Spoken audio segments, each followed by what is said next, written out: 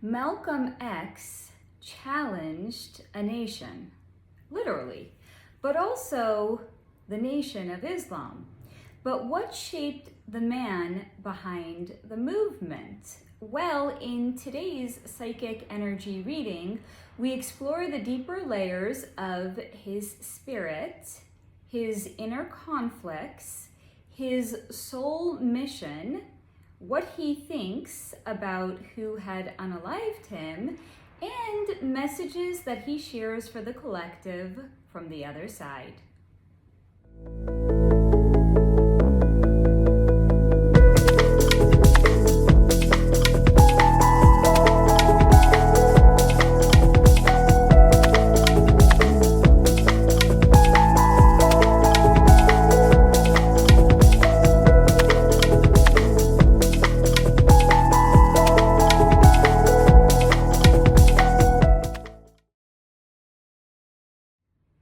Welcome back to the channel, guys. I am Faye, your host, your psychic, your intuitive, and your post-cog energy reader who specializes in dismantling the matrix one psychic energy read at a time. And today's video will be no exception. However, before we get to the goods that the guides have brought, we're going to start by exploring some information that I have acquired directly off of Malcolm X's Wikipedia page. Now, his Wikipedia page is rather lengthy and extensive, and if you yourself enjoy the nuances of what comprises a person's 3D life, I invite you to check out his Wikipedia page. But I'm just going through it to pick out what I thought was of note, because typically public figures, especially very controversial ones, have very lengthy Wikipedia pages. So here we go. Malcolm X, according to a brief overview of his Wikipedia page. Malcolm X, born Malcolm Little, and later El Haj Malik El Shabazz, who was born on May 19th, 1925, and who had crossed out of his body on February 21st, 1965, was an African-American revolutionary, Muslim minister, and human rights activist who was a prominent figure during the civil rights movement until his assassination in 1965. A spokesman for the Nation of Islam until 1964, after which he left the movement, he was a vocal advocate for Black empowerment and the promotion of Islam within the African American community. A controversial figure accused of preaching violence, Malcolm X is also a celebrated figure within African American and Muslim communities for his pursuit of racial justice. Malcolm spent his adolescence living in a series of foster homes and with various relatives after his father's death and his mother's hospitalization. He committed various crimes, being sentenced to 8 to 10 years in prison in 1946 for larceny and burglary. In prison, he joined the Nation of Islam, adopting the name Malcolm X to symbolize his unknown African ancestral surname while discarding, quote, the white slave master name of Little, end quote. After his parole in 1952, he quickly became one of the organization's most influential leaders. He was the public face of the organization for 12 years, advocating Black empowerment and separation of Black and white Americans, as well as criticizing Martin Luther King Jr. and the mainstream civil rights movement for its emphasis on nonviolence and racial integration. From the 1950s onwards, Malcolm X was subjugated to surveillance by the FBI.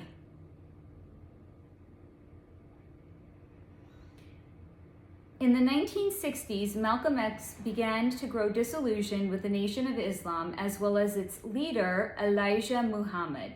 He subsequently embraced Sunni Islam and the civil rights movement after completing the Hajj to Mecca and became known as El-Hajj Malik el-Shabazz, which roughly translates to, quote, the pilgrim Malcolm the Patriarch, end quote.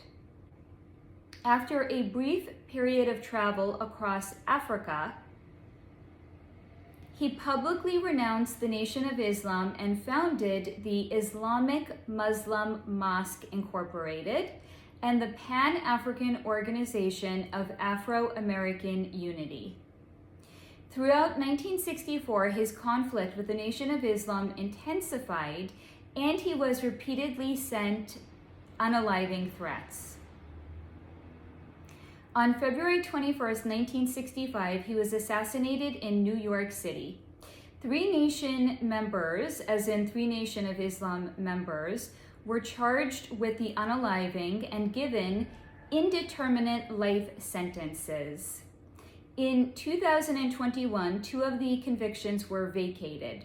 Speculation about the assassination and whether it was conceived or aided by leading or additional members of the nation or with law enforcement agencies has persisted for decades. And we will be discussing more of that in the energy reading. Rest assured.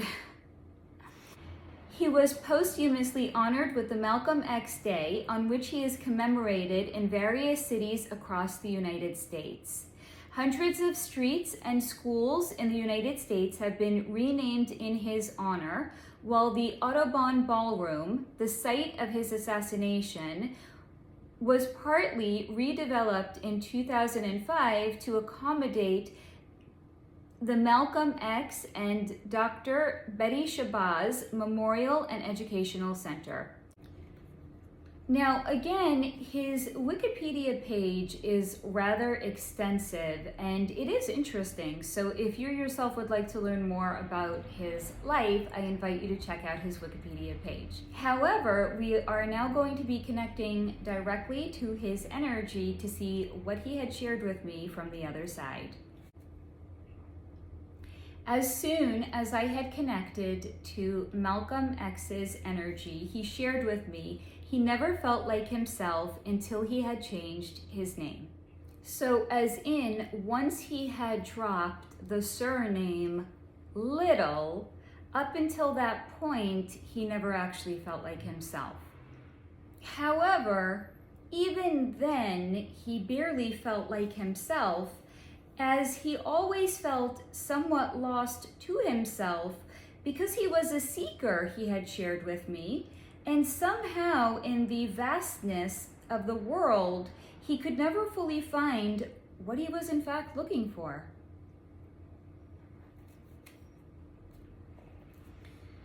And he explained to me this is why he had changed his affiliation with the Nation of Islam, because while it had mostly resonated with him, even that didn't fully resonate.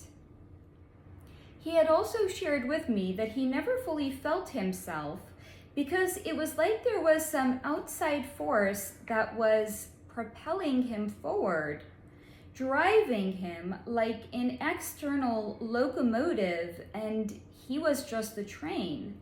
Just the vessel and the vehicle of the momentum and the movement.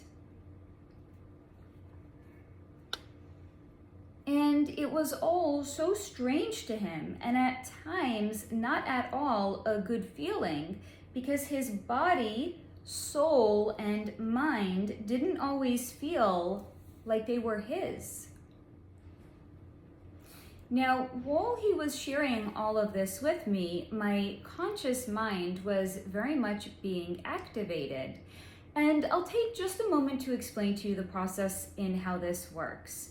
So once I make a decision that I'm going to try to connect to somebody's energy, I sit down with a notebook, which is what I'm reading from, with a pen in my hand, and I essentially allow their energy and their words to come through me. And those are the times that I affectionately refer to myself as the hand that holds the pen of the channeled information. And if you've been here for a while, that's also going to explain why I sometimes apparently cannot read my own handwriting, because in essence, it isn't in fact mine. I'm just holding the pen. I am just capturing the sentiment and the thoughts and the words that they themselves want to share. But for some reason, this was not the case when I was connected to Malcolm's energy.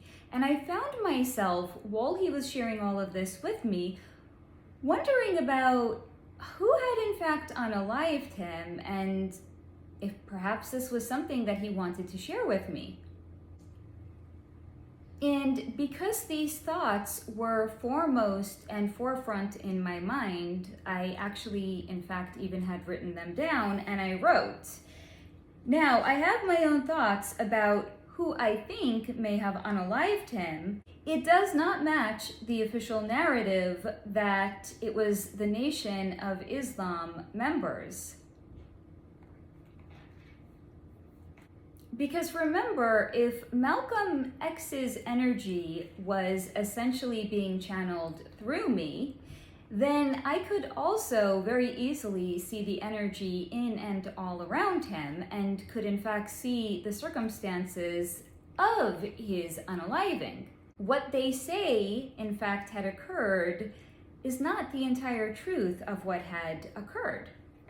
So again, surprise, probably no surprise, but the official narrative of what had occurred is not the entire truth.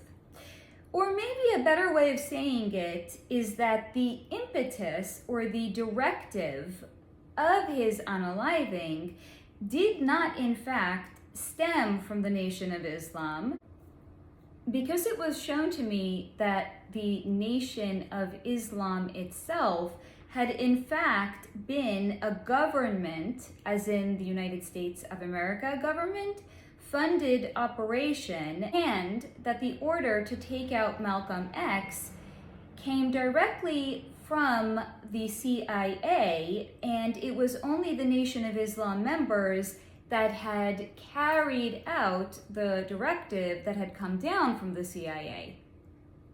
It was the Nation of Islam members that had physically unalived him, but the thought and the directive came directly from the United States CIA. And even as I had written that down, I was getting confirmation from my guides that this is so. So when I telepathically communicate this to Malcolm X and ask him if it's in fact true, and if he himself, while he had been a member of the Nation of Islam, had seen anything that would indicate the CIA's involvement with the organization, he had shaken his head at me, but not as in to say no, I did not see anything that would indicate their involvement, but rather to indicate that it was not something he had wanted to discuss with me. And not because it is so-called inflammatory, but because now, being on the other side, so much of his life as Malcolm X has so little significance, because he has no attachment to who he was in this lifetime where he had the name Malcolm X. And also, he had pointed out to me, why so any more discontent among the people than the discontent that already exists currently at this time? And he further pointed out that the truth will come out eventually, and there's no need to reveal things prematurely. And to me, him pointing out that the truth will come out eventually and there's no need to prematurely reveal it, seems to make it in affirmative that it was the United States CIA that the directive had come from. But in the comments down below, you guys can let me know if your takeaway from this was different than my interpretation. But then something very unexpected and very unusual had occurred in my interaction with Malcolm X, which is when he had said there's no need to do a premature reveal about who was responsible for unaliving him. I had energetically smirked at him and said, well, that's a rather large assumption on his part that this video of mine is even going to get a lot of views or even enough to somehow sow any level of discontent among the citizens of the United States. And he had told me, I have help on the other side. And by whom? Well, it's the souls of the truth seekers, and they see me and they are infusing me with the courage to speak the truth for those that are currently seeking it. And in some ways, me having a body, I can give a voice to those that no longer have one. And while he is sharing all of this with me, I am receiving a crazy amount of confirmation that I am not alone and was in fact surrounded by spirits. And then Malcolm X gently admonished me for the times that I had told spirits that had come into me and made an effort to connect and to share with me, no, not now. This is not the time. And that instead of telling them, no, not now, rather pull out a notebook, welcome the spirits in, because from my perspective here, I am not seeing and I do not know how long that spirit may have built up the courage to come in to me, only to be told, not now. And then he asked me, do you want their help or not? To which I had said, of course I do. So he tells me, listen, and always make myself available as a conduit, just as I had to welcome in his own energy. So I promised I will. And he nodded as if he was satisfied by my response and told me I have a direct line to the other side and to worry less about the 3D material world because I'm already connected to the 5D. And to drive this point home that I am in fact connected to the 5D, he asked me, have I myself not seen miracles? Am I myself not a breathing miracle? And he tells me this is in fact what he wants to discuss with me. Not who had unalived him, because the truth will already come out in due time, but rather to discuss the miracles that we all are. And that when we feel the impetus to do something, do it, because that may in fact be a directive from the other side and may be spirit moving through all of us independently and uniquely, just as spirit had moved through him. And that's why he had felt as if there was some sort of an external locomotive that was driving him and he was just doing his part. And he says this is especially true for us starseeds. And for all of us, to worry less and to think less about the hard parts of our life and the hard aspects of our past, because those were elements that were meant to activate us. So rather, focus on where we currently are instead of where we have previously been. And with that, the knowledge of what we are, so that we can start to live our meaning and purpose in what we came here to do and how we came here to contribute. Because he points out, just like me, we in fact all have a direct line to the other side. So maybe knowing that, we can all lean into that a little bit more. And he concluded by sharing with me, that's the most important message and the most important takeaway that he wants us all to have. And everything else is 3D, but where we are going, the energy is much more 5D. So, let's go. So that concludes the unexpected energy reading with Malcolm X. I hope that you guys have enjoyed this video, perhaps found it to be insightful or thought-provoking. I remind you to please take what resonates, leave the rest behind, and as always, and until next time, lean into that 5D energy, embrace our connection to the other side, and let's stay in that high vibration.